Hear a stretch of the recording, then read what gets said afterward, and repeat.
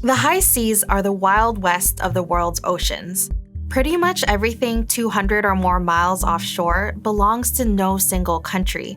Corporations profit off fishing these waters with freedom and anonymity. Overfishing and other damage is rampant, but almost impossible to track. But thanks to some old tools and new tricks, we're finally starting to see who's doing what way out there. The fact that we didn't know who they were was shocking. A lot of bad behavior can happen on the high seas. That's Gabrielle Carmine, a PhD student in marine science and conservation at Duke University. Her work focuses on protecting the high seas. An assessment of 48 different high seas fish stocks showed that 3/4 of them were considered depleted or overfished. Back in 2018, Gabrielle was working for Jennifer Jacquet, a researcher at New York University.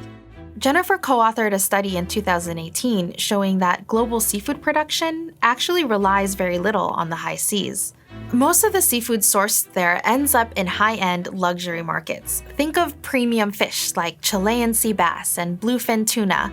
Basically, the high seas are being overfished to feed the world's rich. The big question hanging over Jennifer and Gabrielle was who's responsible for what's happening out there? Countries might set their own rules, but nearly 2/3 of the world's oceans lie outside of their jurisdictions. We've been thinking about it so much in terms of, is Thailand doing the right thing? Is the US doing the right thing? And now it's time to ask, is Dongguan doing the right thing? Is Starkist doing the right thing? And we're offering more evidence in that direction. The first step to look for potential overfishing is to track the boats operating on the high seas. Luckily, this has gotten a lot easier thanks to a new hack for old maritime tech. Most large vessels carry a little box that connects them to the Automatic Identification System, or AIS. It's a sort of air traffic control for boats. Each box sends out a radio signal with information about the ship, like its ID number, size, course, and speed. It helps ships avoid colliding with one another, and it allows for some tracking from shore. AIS boxes have a horizontal range of about 74 kilometers, but the signals happen to travel upward much further, putting them within reach of satellites. Suddenly, AIS was a worldwide maritime surveillance network. It was a boon for national security interests, but environmental groups saw the potential too. And in 2014, a couple of them partnered with Google to create Global Fishing Watch. It was so different, a whole new way of looking at who was out there. Global Fishing Watch uses AIS data to track about 60,000 commercial fishing boats in nearly real time. And by following those vessels, Jennifer and Gabrielle started to see patterns of behavior. And what we found, indeed, is that there are vessels that are almost exclusively high seas. And that sort of surprised me. And these may be the ones that we should be most worried about. But building a list of vessels was just step one. Step two was actually tying the boats to the companies who hired them and profit from them. I channeled my inner investigative journalist in a lot of ways, sort of looking at, okay, we have these vessels, we have the name, we have the call sign, we have all these identifiers of the vessel, and then we had an owner attached to that vessel. But often what we found is the owner on these vessel registries aren't the actual corporate actor.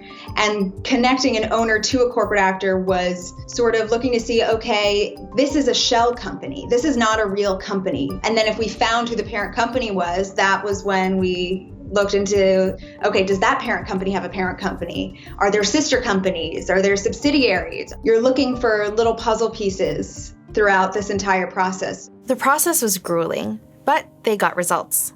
Gabrielle, Jennifer, and their team recently published a list of the top 10 most active corporate actors in high seas fishing in 2018. The list includes Dongguan Group, which owns the popular tuna brand Starkist. In total, they were able to link about 2/3 of all high seas fishing vessels to their parent companies. They also identified players in the game that had previously escaped scrutiny, like a company apparently called Pacific Fishing and Supply in Hawaii. Pacific Fishing and Supply, it took me a really long time to sort of figure out who they were. I saw this one address keep coming up, and I saw that they were all these Hawaiian longline fleets. there were a bunch of different owners, right? And I was sort of grasping at straws with these like 20 or so different owners, and they all had company names, right? So I found all the companies that had this address attached to that company. And I put that address into Google Maps. And I spent probably a day or so just in Street View, just walking the street around the block of this one company and just examining what the signage looked like, and then realizing that they really are all one company, Pacific Fishing and Supply. Showing up on this top 10 list doesn't actually prove much on its own. We don't know whether the boats in question actually overfished or committed other abuses. We only know that they were spending lots of time where overfishing occurs. Plus, there are vessels that don't carry AIS, or that turn them off when they don't want to be seen. And there were plenty of boats with parent companies Gabrielle couldn't track down. But work like this could lead to more accountability for companies. Other researchers have used Global Fishing Watch to track modern-day slavery on industrial fishing vessels. They found telltale signs of forced labor in the data, like boats spending more time on the high seas and traveling further away from ports. These studies could influence negotiations happening this year for a new treaty to protect the high seas. And treaty or no, they could force companies to answer tough questions from shareholders and consumers. In short, their shield of anonymity is slowly cracking. I think the research that we've done is very objective, but the question of what you do with it, how you leverage it, is where your social values kick in. What do we want to do with it? It's not just my decision, it's yours as well. As citizens of this world, how do we want to mobilize this knowledge and make a difference with it?